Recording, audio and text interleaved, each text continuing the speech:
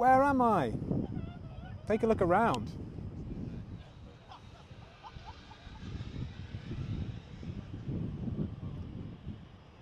I'm stood on top of the Financial Times. Why? Why not? A key role of journalism in democracy is helping us make sense of the world around us. And one of the things that AI can be useful for is helping us make sense of large amounts of information.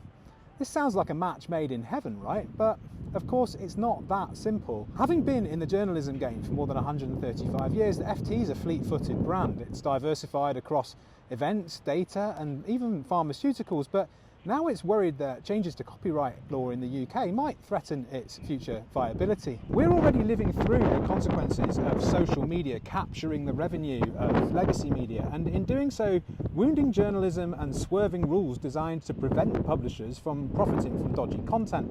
So, are the same companies really going to get away with it again by hoovering up most of the internet and popular culture for free? Here's a couple of thoughts inspired by my trip to the FT about how AI is shaking things up and what to do about it. First, AI can turn out to be a wolf in sheep's clothing. The FT cut a deal with OpenAI to license its content if it appears in ChatGPT answers, and that's a seemingly smart move when 1 in 4 people now use AI instead of search engines. But if AI companies use content at scale to train their models, then they're taking more than they are giving.